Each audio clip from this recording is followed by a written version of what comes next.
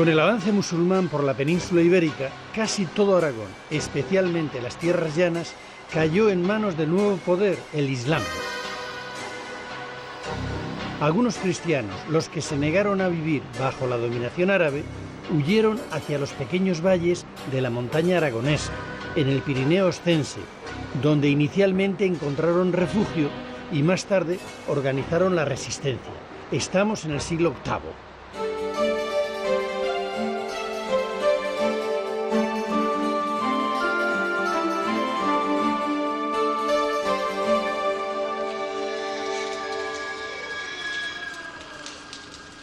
Un siglo después, en el IX, aquí en el Valle de Hecho, que aún conserva la calzada militar romana que comunica con Francia, nació, auspiciado precisamente por el poderoso reino franco, el Condado de Aragón, que tomó el nombre del río que atraviesa el valle.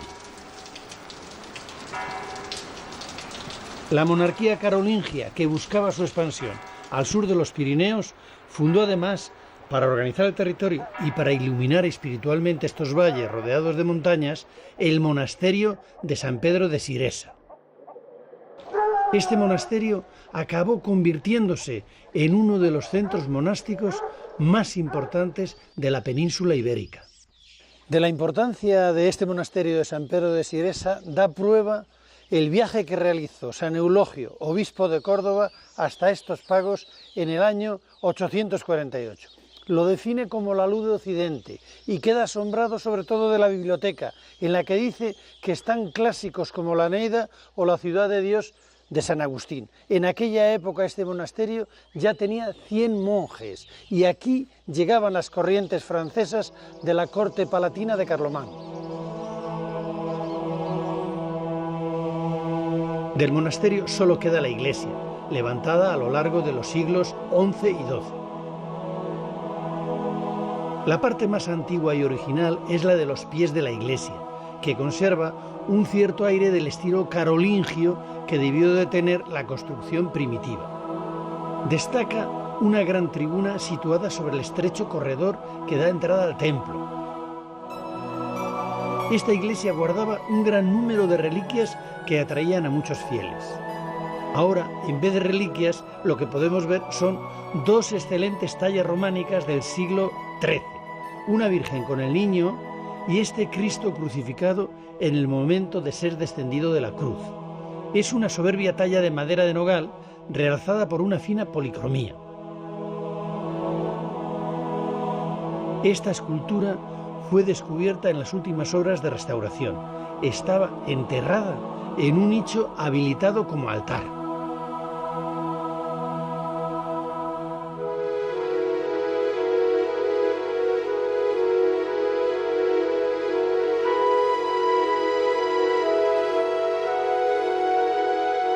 En el cercano valle de Borau se levanta la iglesia de lo que fue el monasterio de San Adrián de Sásabe. Este monasterio fue en el siglo X la primera sede episcopal en Aragón. En él vivió el obispo Galindo de Pamplona. Para entonces el condado de Aragón estaba bajo la tutela de los monarcas pamploneses. La construcción de la iglesia actual, ahora en proceso de restauración, data de finales del siglo XI.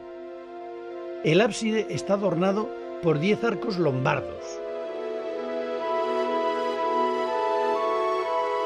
Esta mano empuñando una cruz es el símbolo del mártir a quien está dedicada la iglesia, San Adrián.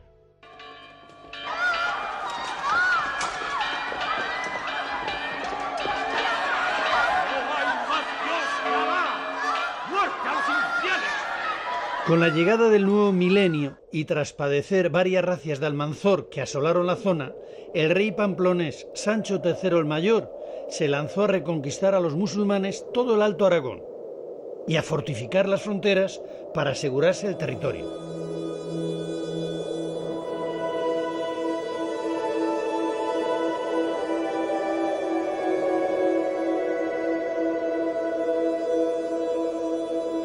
Para organizar el trabajo y la vida espiritual en los valles, el rey Sancho potenció el papel de los monasterios e introdujo en Aragón la regla benedictina de los monjes de Cluny. Eligió el monasterio prerrománico de San Julián y Santa Basilisa, en la Sierra de San Juan, como el centro de difusión de las reformas monacales. A partir de entonces, todos los cenobios de la zona pasaron a depender de este monasterio abadía, que pasó a llamarse de San Juan de la Peña.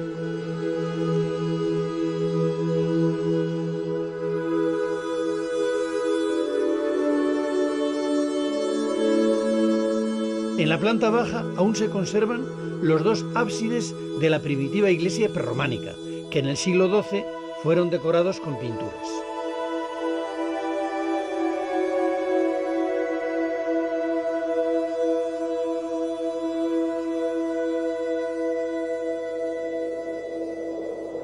A la muerte del rey Sancho el Mayor, su hijo Ramiro heredó el viejo condado de Aragón, ya convertido en reino.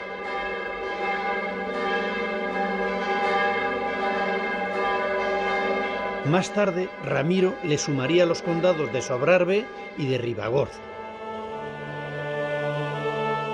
Con el nuevo reino, San Juan de la Peña se convirtió en el monasterio más importante de Aragón y alcanzó su etapa de mayor esplendor.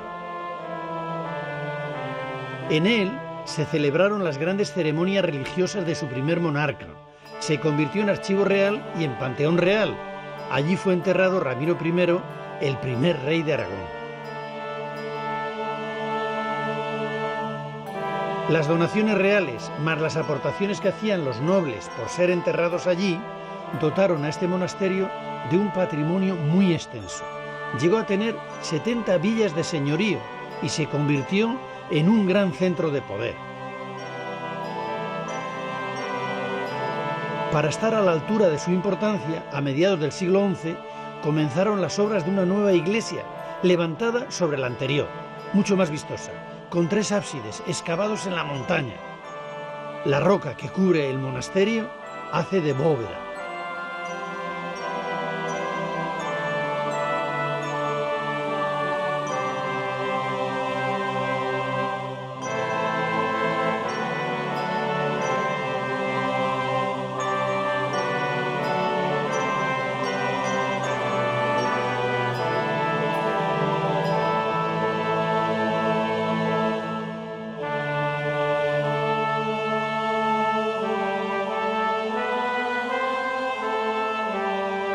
Esta gran obra fue rematada en los 2 siglos siguientes con la construcción de un espectacular claustro.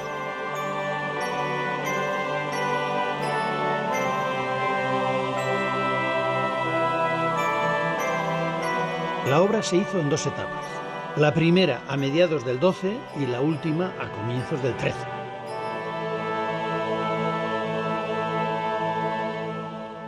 Este claustro de San Juan de la Peña es excepcional y único en el mundo. No necesita cubierta porque una gran roca, un voladizo, le protege, pero además tiene la suerte de contar con un maestro cantero excepcional, porque es único en la plasticidad y en su capacidad de adaptar las figuras a la forma de los capiteles. Además se le distingue por la labra que hace en los ojos, que repite en otras iglesias y monumentos de la zona.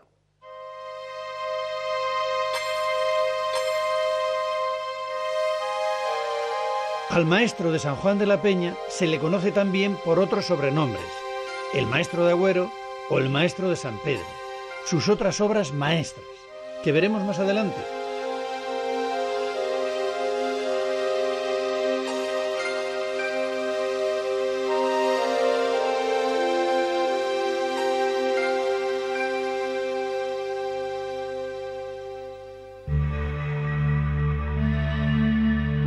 A los pies del monasterio de San Juan de la Peña está el valle de Santa Cruz de la Serós, que guarda 2 joyas del románico aragonés. Esta es la iglesia de lo que fue el monasterio benedictino de Santa María.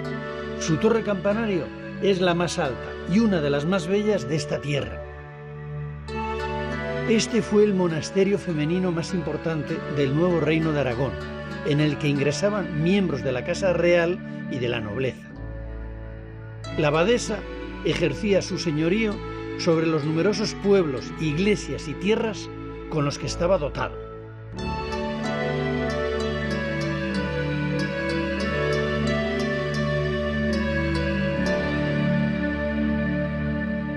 Dos hijas del propio rey Ramiro I profesaron en él. Una de ellas, la condesa doña Sancha, que llegó a ser abadesa, proporcionó al monasterio su máximo momento de esplendor a finales del siglo XI. Sus restos descansan en este espléndido sarcófago románico. En el frente principal podemos ver a doña Sancha sentada, leyendo un libro y acompañada por dos damas, mientras que en la escena central su alma es llevada al cielo por dos ángeles.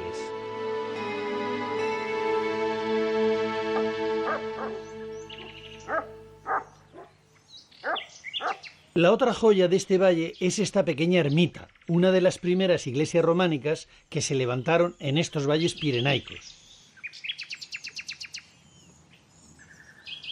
Es una modesta iglesia rural, sin más adornos que la arquería ciega del ábside y de la nave.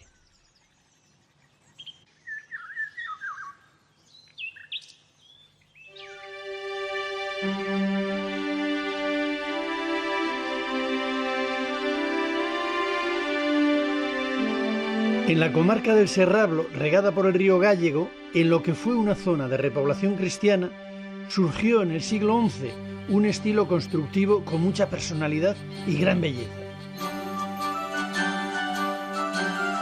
De él se conserva una treintena de iglesias y fue realizado por unos sencillos maestros de obra.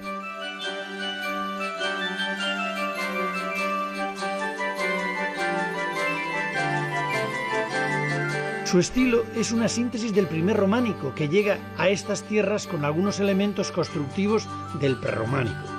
Pero sobre todo es un románico rural, hecho con gran economía de medios, con los materiales que se tienen a mano, piedra, madera y barro.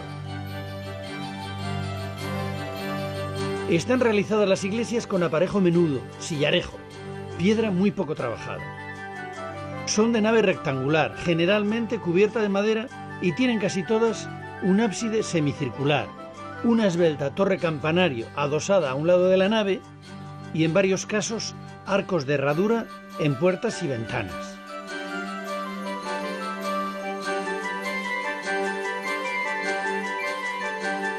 Carecen de escultura y son muy sobrias en su decoración. La mayor parte de esta decoración está en el exterior, en los ábsides, adornados con arcos ciegos y con un friso de una o dos hiladas de piedras colocadas en vertical.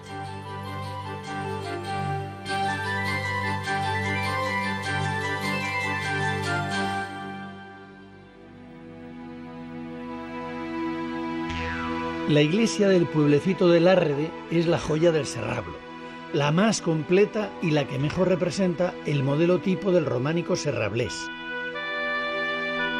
Tiene planta de cruz latina.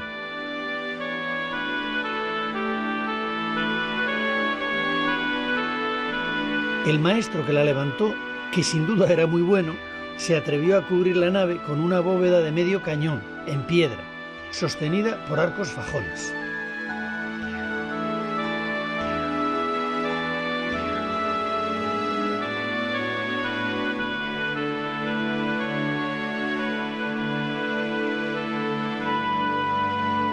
La homogeneidad del románico del Serrablo nos hace pensar que fue realizada por un grupo de maestros constructores que posiblemente aprendieron de un gran maestro, como era el maestro de Lárrede.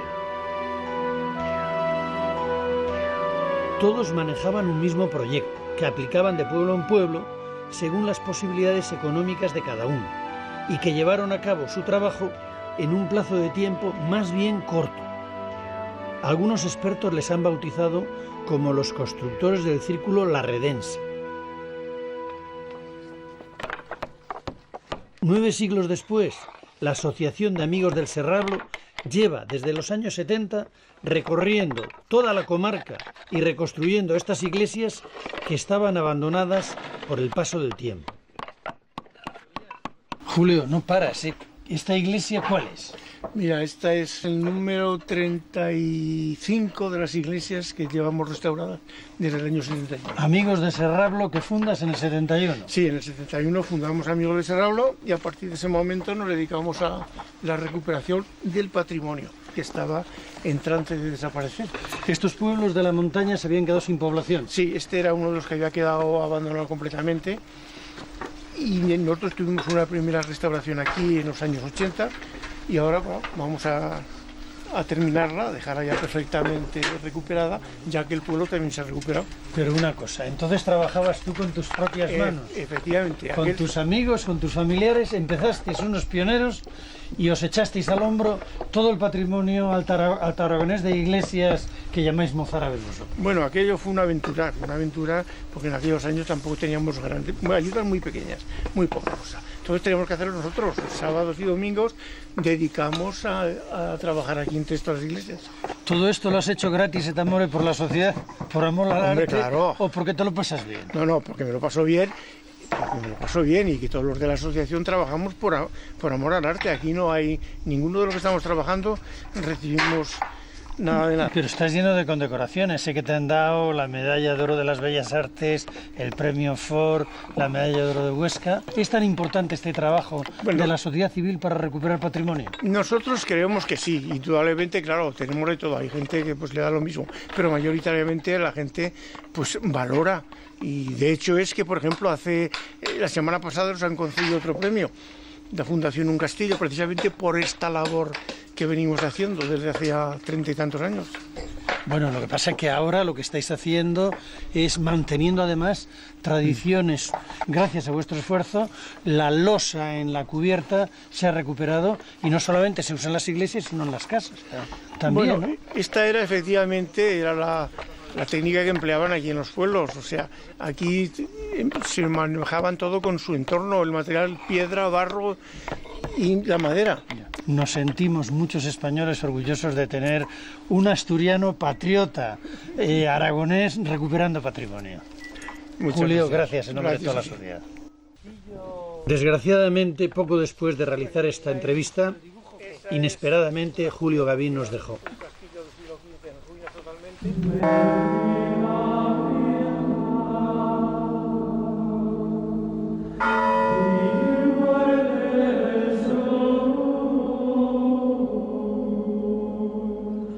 La muerte del rey Ramiro llevó al trono a su hijo Sancho Ramírez. El joven rey había sido educado aquí, en el Valle de Iguacel, donde adquirió una intensa formación religiosa y militar. De él se esperaba que fuera capaz de hacer de este pequeño reino un espacio respetable para sus poderosos vecinos.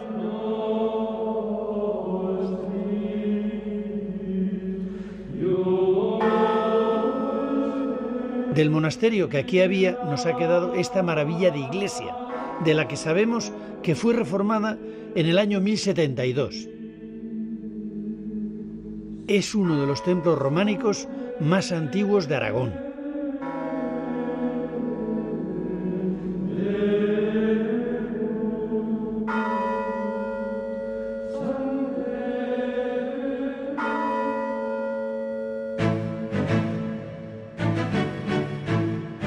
Una de las medidas más celebradas de Sancho Ramírez fue la fundación de la ciudad de Jaca, donde estableció la capital de su reino.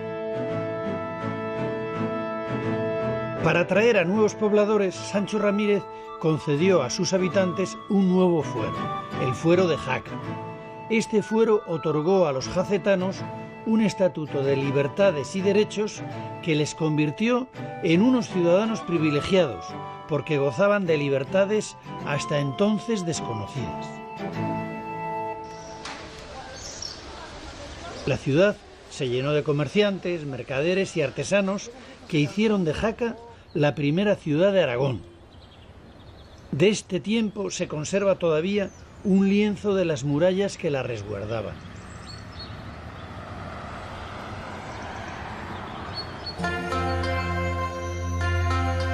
...1076 fue una fecha importante para Jaca. En ese año, casi a la par que la de Santiago de Compostela, comenzaron las obras de lo que sería su catedral, la Seo de San Pedro.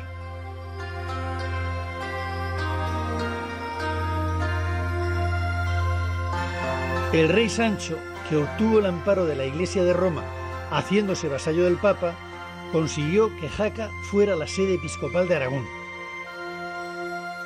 Quiso a continuación dotar a Jaca de una catedral que acogiera a la nueva sede episcopal y que sirviera para realzar las celebraciones religiosas de su reinado.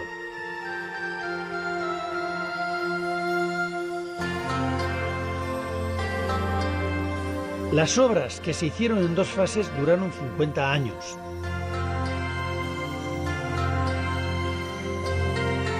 La entrada principal es un gran porche con bóveda de medio cañón situada debajo de la torre. En la portada sobresale el tímpano, decorado con un crismón entre 2 leones, en torno al cual hay unas inscripciones con recomendaciones a los fieles para lograr la salvación del alma. Este crismón fue muy repetido posteriormente en el románico aragonés y pasó a ser un símbolo de toda la zona.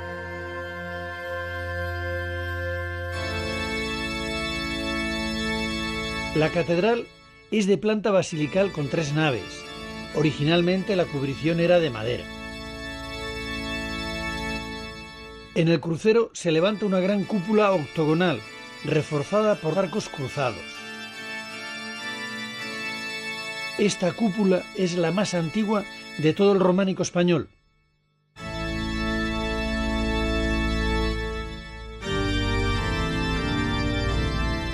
No sabemos qué maestro o qué taller fue el que dirigió tan atinadamente las obras. Lo que sí podemos apreciar por la fineza de la labra es que conocía bien la escultura clásica. Le llamaremos el maestro de Jaca. Fue el modelo para otros maestros en gran número de construcciones posteriores.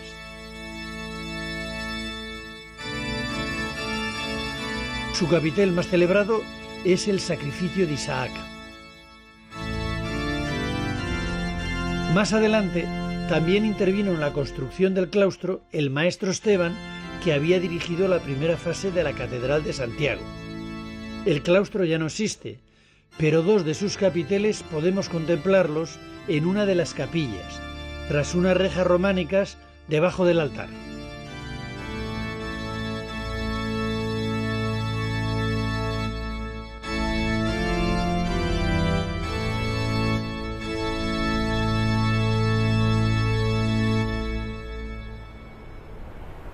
De todas las construcciones que promovió Sancho Ramírez, hay una en la que puso un empeño especial: el castillo abadía de Loarre, el más importante y mejor conservado del románico militar español y posiblemente europeo. El reino aragonés se había quedado encajonado en una sucesión de pequeños valles pirenaicos incapaces de producir lo suficiente para alimentar a una población cada vez más numerosa. La solución a sus problemas estaba en intentar arrebatar a los musulmanes las tierras llanas, más productivas en cereales. El objetivo de Sancho Ramírez era tomar la ciudad de Huesca.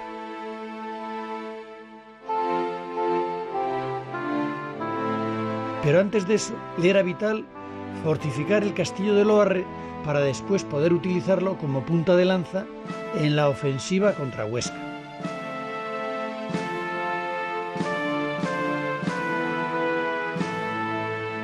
La fortaleza de Loarre ya existía anteriormente. Lo que hizo Sancho Ramírez fue levantar nuevas dependencias, unas fortificaciones más sólidas y añadir al castillo un monasterio con su correspondiente iglesia, la de San Pedro, que además contaba con su cripta.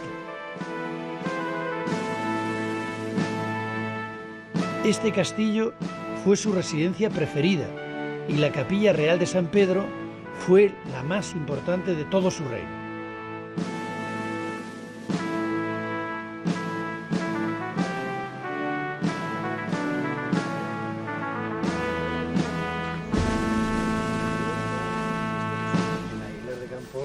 Mi tierra, mis raíces y demás. Sí, era obligado. Sí.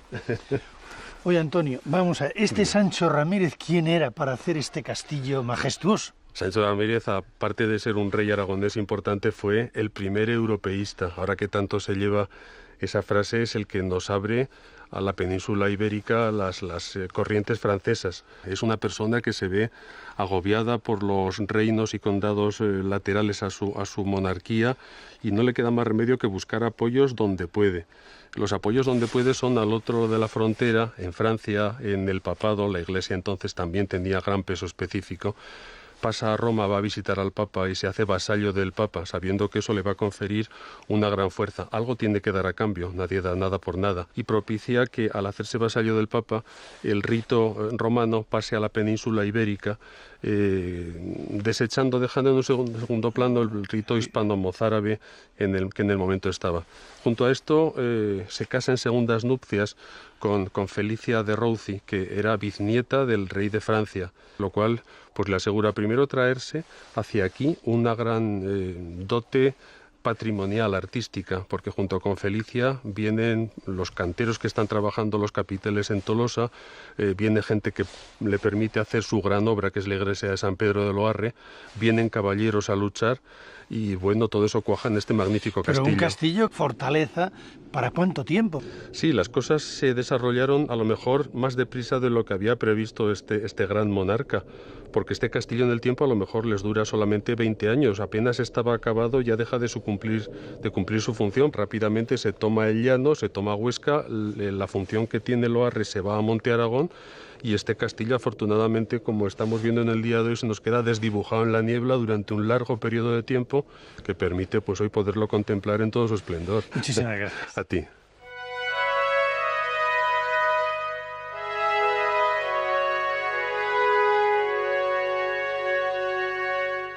Este es el castillo abadía de Monte Aragón. También fue levantado por Sancho Ramírez para llevar a cabo el asedio definitivo de Huesca. En su interior albergaba, como el de Loarre, un monasterio agustino.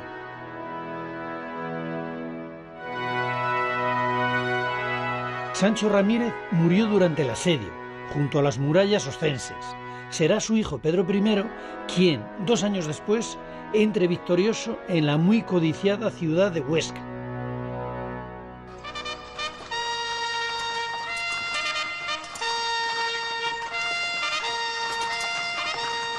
Cuando Huesca fue conquistada, aquí, en la iglesia de San Pedro el Viejo, dieron solemnemente gracias a Dios por la victoria.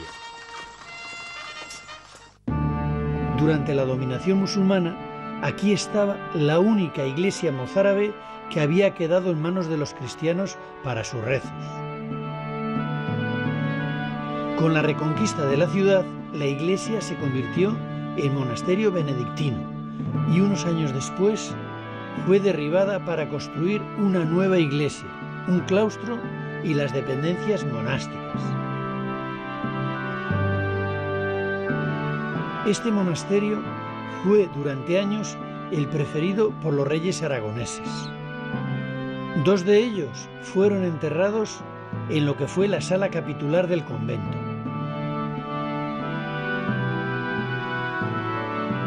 El claustro es la dependencia del viejo monasterio que mejor ha soportado las reformas.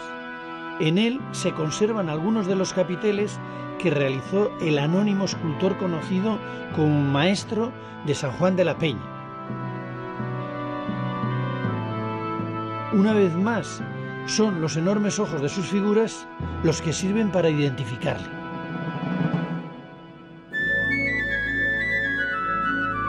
Tras la toma de la ciudad, la corte aragonesa se trasladó a Huesca, donde se levantó un palacio real del que se conserva una de las torres, con 2 salones que son una magnífica representación del románico civil aragonés.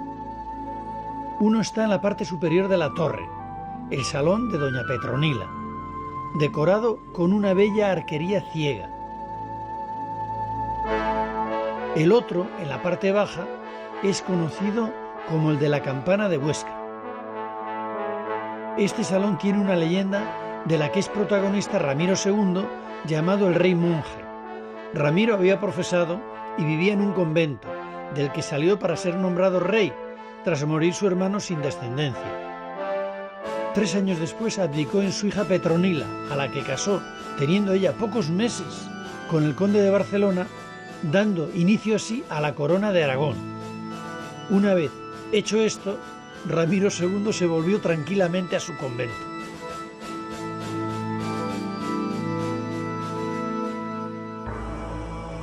En un lugar solitario a medio kilómetro de Agüero está una de las iglesias más enigmáticas de todo Aragón, la de Santiago de Agüero. Es una ambiciosa construcción inacabada, realizada en la segunda mitad del siglo XII, de la que solo se llegó a construir la nave del crucero y los 3 ábsides. Estaba proyectada para ser de planta basilical y por la envergadura de los contrafuertes columna de los ábsides iba a tener una cúpula en el crucero. Pero algo desconocido ocurrió y la obra se remató deprisa y corriendo, dejándola en el estado actual. No sabemos para qué estaba destinado un templo de dimensiones tan enormes en este lugar. Se levantó en 2 fases. En la primera se hizo la cabecera y por las marcas que nos han dejado en los sillares, en ella participaron al menos 20 canteros. Es posible que el maestro fuera un tal Anol, nombre que se repite en varios de ellos.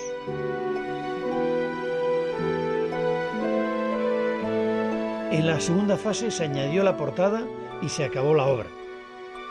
En el tímpano de la portada aparece una de las obras emblemáticas del maestro de Agüero o de San Juan de la Peña, la adoración de los magos. En uno de los capiteles está uno de los temas recurrentes de este maestro, la bailarina danzando al son de la música.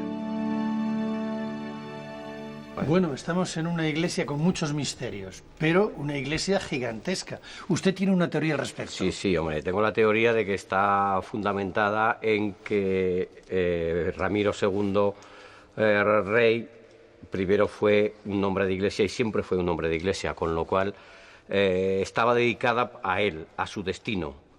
Fue un monasterio, fue una iglesia donde retirarse, fue su panteón.